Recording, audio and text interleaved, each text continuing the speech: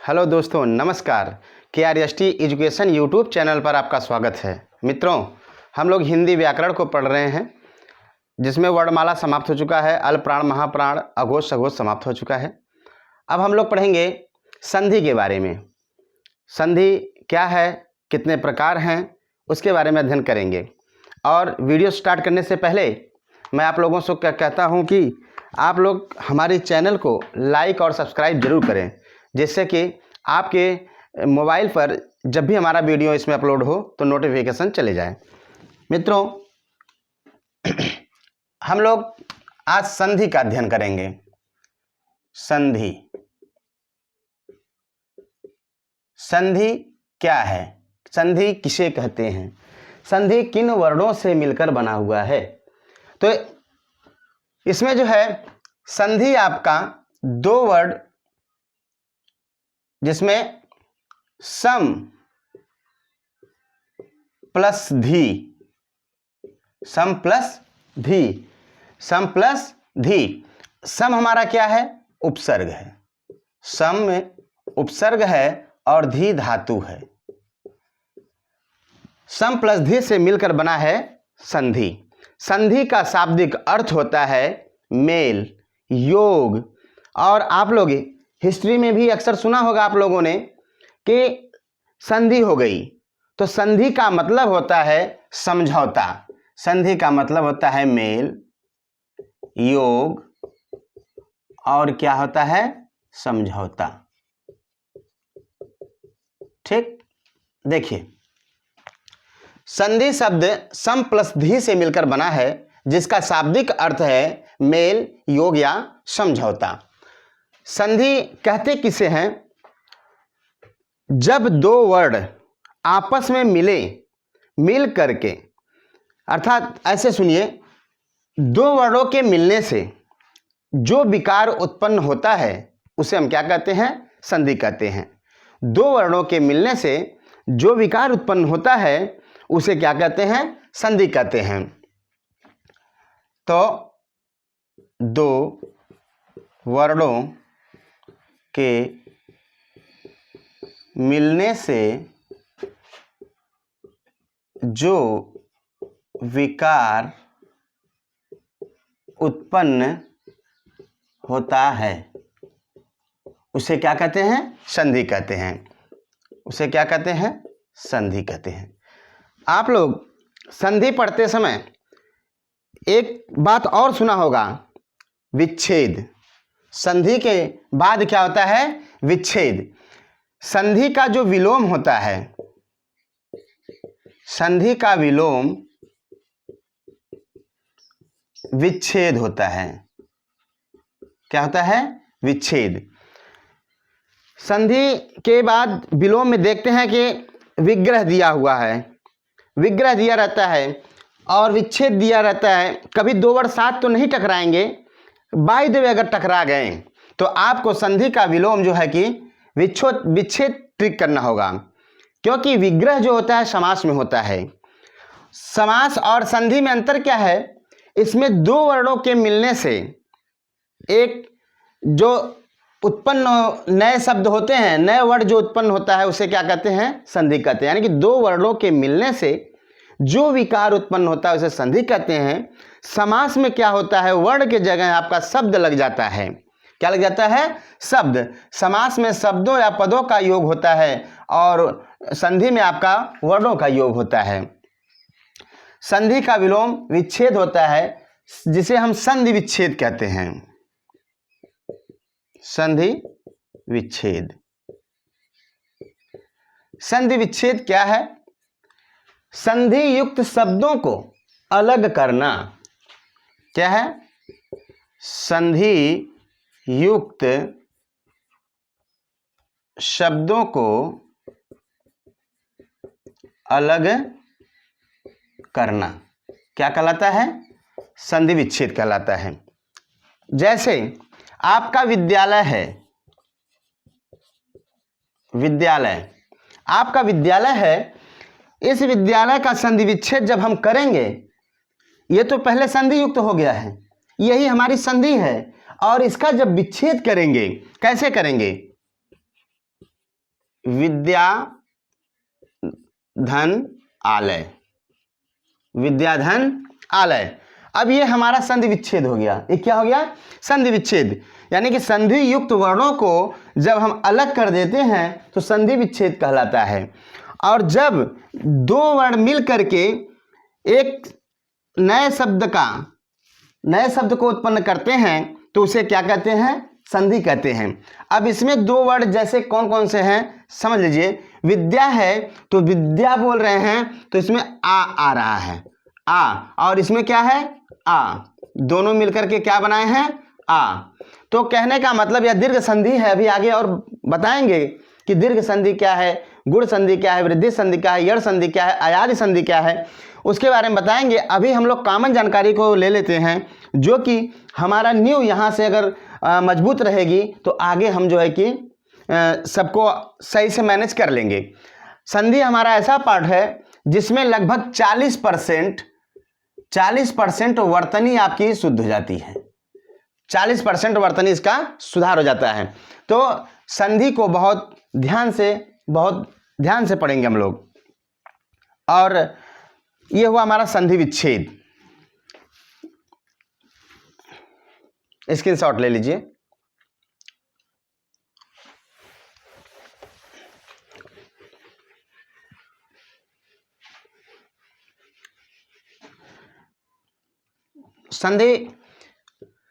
संधि को हम लोगों ने पढ़ा।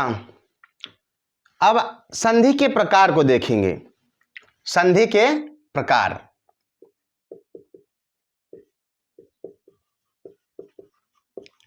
संधि के प्रकार। संधि 3 प्रकार के होते हैं। कितने? 3 प्रकार के।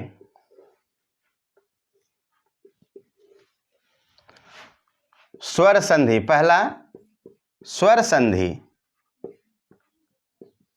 दूसरा व्यंजन संधि, और तीसरा विसर्ग संधि।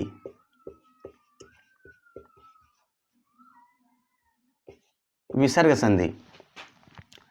अब स्वर संधि नाम से पता चल रहा है आपस में अपने ही समान वर्णों को लेगा। इसलिए स्वर संधि क्या होता है? किसी भी संधि में या समास में पहले ये समझ लीजिए कि पद 2 पद होंगे। कितने होंगे? 2 पद होंगे। तो प्रथम पद इसको कहते हैं प्रथम पद, और इसको कहते हैं द्वितीय पद। ठीक। अब प्रथम पद का अंतिम वर्ण प्लस द्वितीय पद का प्रथम वर्ण दोनों मिलकर क्या करते हैं? संधि करते हैं। दोनों मिलकर के संधि करते हैं। संधि शब्द जब भी आए इसका मतलब कि मेल होता है। मैंने कहा ना कि मेल है, योग है, समझौता है। और संधि जब भी होती है 2 लोगों के या 2 से अधिक लोगों के बीच संधि होती है। संधि का मतलब समझौता होता है। तो यहाँ पे भी 2 लोग हैं। यह प्रथम पक्ष है, यह द्वितीय पक्ष है। प्रथम पक्ष का अर्थात प्रथम पद का अंतिम वर्ण और द्वितीय पद का प्रथम वर्ण आपस में मिलते हैं। आपस में मिलते हैं तो मिल करके जो नया परिवर्तित शब्द बनता है वह संधि है। तो यह पद के बारे में बताएं कि 2 पद हैं। ठीक। तो अब इसमें क्या हुआ कि स्वर का योग स्वर से होगा। स्वर वर्ण प्लस स्वर वर्ण। ठीक। स्वर वर्ण प्लस स्वर वर्ण। अब इसमें क्या है? 2 स्वरों के निकट आने से जो परिवर्तन होता है उसे हम क्या कहते हैं? स्वर संधि कहते हैं। 2 स्वरों के निकट आने से जो परिवर्तन होता है उसे क्या कहते हैं? स्वर संधि कहते हैं। अब इसमें क्या हुआ? स्वर और स्वर मिल गए। व्यंजन संधि क्या है?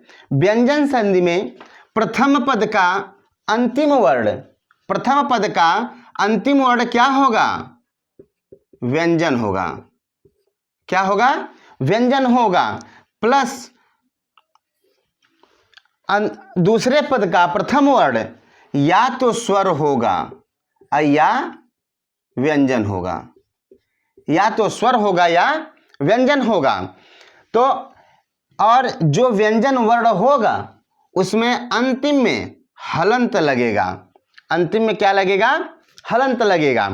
तो व्यंजन वर्णों का योग स्वर या व्यंजन से हो और वहां पर कोई नया शब्द बने, नया वर्ण बने, तो उसे क्या कहते हैं? व्यंजन संधि कहते हैं।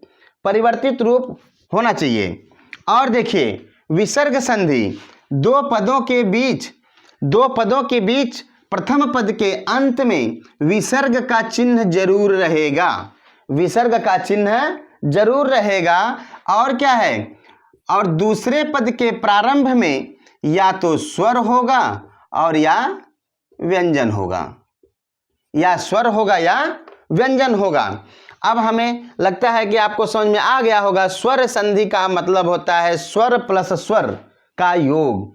व्यंजन संधि में क्या होता है कि व्यंजन के साथ, यानी कि प्रथम पद के अंतिम वर्ण में व्यंजन होगा जिस पे हलंत लगा होगा, और द्वितीय पद के प्रारंभ में स्वर या व्यंजन होगा।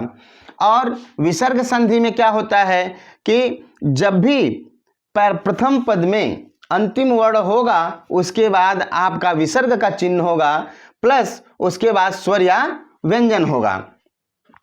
तो यह रहा इन प्रकार के बारे में जानकारी। अब एक एक करके हम लोग पढ़ते हैं स्वर संधि के बारे में।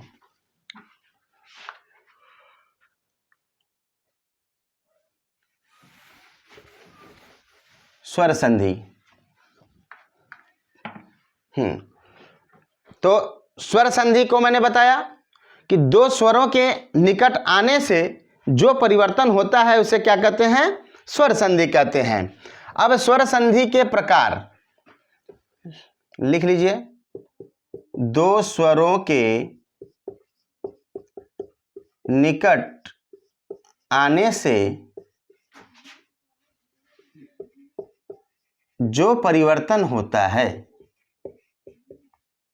जो परिवर्तन होता है उसे क्या कहते हैं? स्वर संधि कहते हैं। ठीक है। अब स्वर संधि कितने प्रकार के होते हैं? 5 प्रकार के होते हैं। स्वर संधि कितने प्रकार के होते हैं? 5 प्रकार के होते हैं।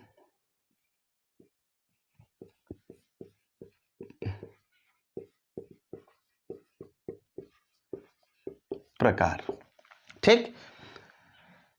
जिसमें पहला है स्वर संधि, दीर्घ संधि। पहला है दीर्घ संधि, ठीक।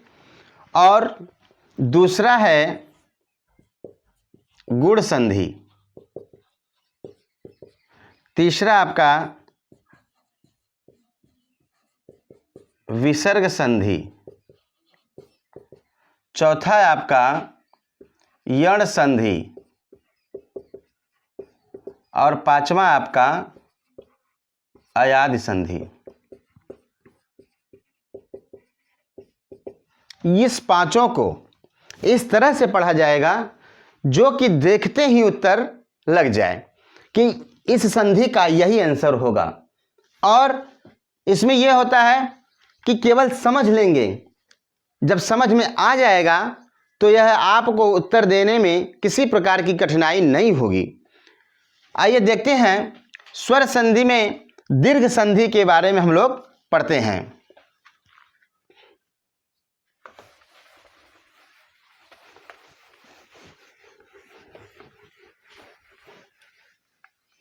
दीर्घ संधि क्या होता है? दीर्घ संधि, ठीक।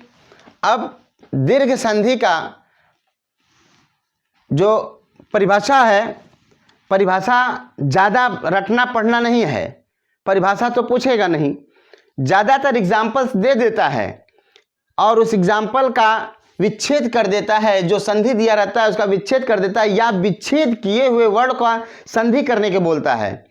तो उसमें आपको जानना यह है कि कैसे इसका संधि होगा, कैसे संधि विच्छेद होगा।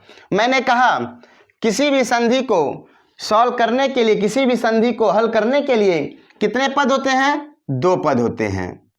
ठीक, दो पद होते हैं, बीच में योग का चिन्ह होता है। अब दीर्घ संधि में दीर्घ से नाम पता चल जा रहा है। किसी भी एग्जाम्पल में लोग ट्रिक बताते हैं, ट्रिक है कि किसी भी एग्जाम्पल में जब बड़ी की मात्रा देखने को मिल जाए तो वह क्या होता है, दीर्घ संधि होता है, बड़ी की मात्रा। और किसी भी संधि को करने के लिए, दीर्घ संधि को करने के लिए प्रथम पद का अंतिम वर्ण और द्वितीय पद का प्रथम वर्ण दोनों कोई भी उसमें रहे, उसका समान स्वर रहे इसमें। जैसे प्रथम पद में अ ई उ री री, प्रथम पद में अ दीर्घ ई दीर्घ उ और दीर्घ सॉरी अ लघु ई लघु उ री और री हो। प्रथम पद में अंत में अ ई उ री री हो और द्वितीय पद में इसी के समान स्वर हो, चाहे वह दीर्घ रूप हो या लघु रूप हो, यही वर्ण इधर भी हो, या दीर्घ रूप हो या लघु रूप हो, यही वर्ण इधर भी रहे तो उसी का दीर्घ हो जाता है। यानी कि दोनों में, प्रथम पद के अंत में, द्वितीय पद के प्रारंभ में, इनमें से अयुरिलरी कोई भी इसमें से आ जाए तो उसमें क्या होगा आपका कि इसी का दीर्घ रूप हो जाता है, इसी का दीर्घ रूप हो जाता है। ठीक, इसी का दीर्घ रूप हो जाता है। अब इसमें क्या है, दीर्घ रूप में जैसे एग्जाम्पल लेते हैं, एग्जाम्पल के आधार पर उसको बताते हैं, इसमें और समझ में आएगा दीर्घ रूप कैसे बनता है। जैसे मान लीजिए हम ले लिए पहला ही एग्जाम्पल, विद्याधन आलय, विद्याधन आलय। अब यह आपका, मैंने कहा प्रथम पद के अंतिम वर्ण में क्या है, आ, क्या है, आ, प्लस द्वितीय पद के प्रथम वर्ण क्या है, आ, दोनों आ, और दोनों का योग होकर क्या बना, आ। ठीक, तो अब यह क्या होगा, विद्यालय, क्या हो जाएगा, विद्यालय। तो अब देखते हैं जैसे दूसरा एग्जाम्पल, सूर्य प्लस अस्त, सूर्य प्लस अस्त, इसका क्या होगा, सूर्यास्त। कैसे, प्रथम पद के अंतिम वर्ण में यह का उच्चारण करिए, सूर्य, य आया ना, तो अ प्लस द्वितीय पद का प्रथम वर्ण क्या है, अ, दोनों मिलकर क्या हो गए, आ। तो अब यहां पे क्या हो गया, सूर्य को लिखने के बाद दोनों मिलकर आ हुए तो आ की मात्रा दे दिए तो सूर्यास्त हो गया। क्या हो गया, सूर्यास्त हो गया। जैसे गिरि धन इस, गिरिधन इस, तो अब गिरि का कौन सा ई है, र में ई है, ई कौन सा ई है, लघु, लघु ई है, प्लस यहां पे कौन सा ई है, द्वितीय में दीर्घ ई। अब यह मिल करके क्या हो गया, दीर्घ ई, तो यह लिख सकते हैं गिरीश। ठीक, गिरीश। और जैसे एक एग्जाम्पल बहुत पूछा जाता है, उसको देखते हैं, जैसे लघुर्मी, लघु प्लस उर्मी, लघु प्लस उर्मी हुआ ना, लघु प्लस उर्मी हो गया। तो इस उर्मी में छोटा ऊ है यानी लघु ऊ है प्लस दीर्घ ऊ है, मिल करके कौन सा रूप बन गया, दीर्घ। हमारे कहने का मतलब बराबर लघुर्मी। कहने का तात्पर्य यह है कि दीर्घ रूप में जब भी देखेंगे तो वह दीर्घ मात्रा दिखेगा आपको, तो वहां समझ जाइएगा कि दीर्घ संधि होगा, दीर्घ संधि होगा। तो अब तो लगता है समझ में आ गया होगा, लेकिन थोड़ा सा आपको उसका रूप कैसे बदल रहा है, किस किस का कैसे हो रहा है, 2-4 उसमें और बता दें। स्क्रीनशॉट वीडियो रोक रोक करके आप लोग लेते रहिएगा। दीर्घ संधि में जैसे अ प्लस अ का योग अगर करेंगे तो आ होगा, अ प्लस आ इक्वल टू आ हो गया। यदि आ प्लस अ करेंगे तो भी क्या होगा, आ होगा। अ प्लस आ करेंगे तो भी आपका, अर्थात प्रथम पद के अंत में और द्वितीय पद के प्रारंभ में अयूरिल री आए तो उसी का दीर्घ रूप हो जाता है। अ ई उ री, इसी का दीर्घ रूप क्या हो जाएगा, इसी का दीर्घ रूप जैसे हो जाएगा अ का आ, लघु ई का दीर्घ ई, लघु उ का दीर्घ उ, और रे का दीर्घ री। और रे का मैंने बताया था कि रे का दीर्घ रूप नहीं होता है। तो इस तरह से जहां भी देखने को मिल जाए ये समझ जाइए क्या होता है, दीर्घ संधि होता है। तो जैसे मान लीजिए आ के बारे में बताएं, ई का ले लेते हैं, लघु ई प्लस लघु ई इज इक्वल टू दीर्घ ई, दीर्घ ई लघु ई क्या हो जाएगा, दीर्घ ई। या दीर्घ ई प्लस दीर्घ ई हो जाए तो भी क्या हो जाएगा, दीर्घ ई।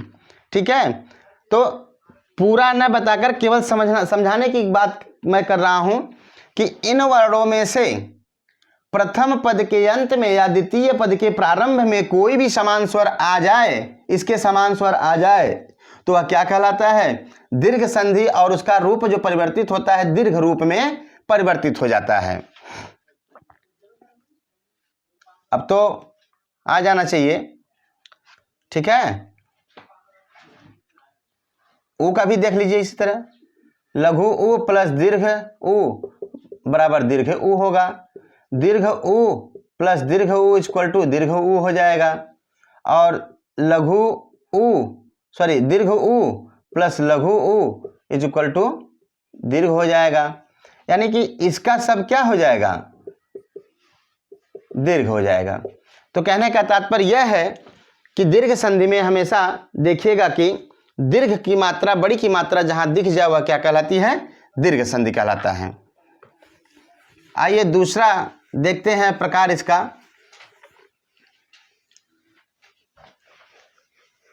दीर्घ संधि के बाद आपका आता है गुण संधि, गुण संधि।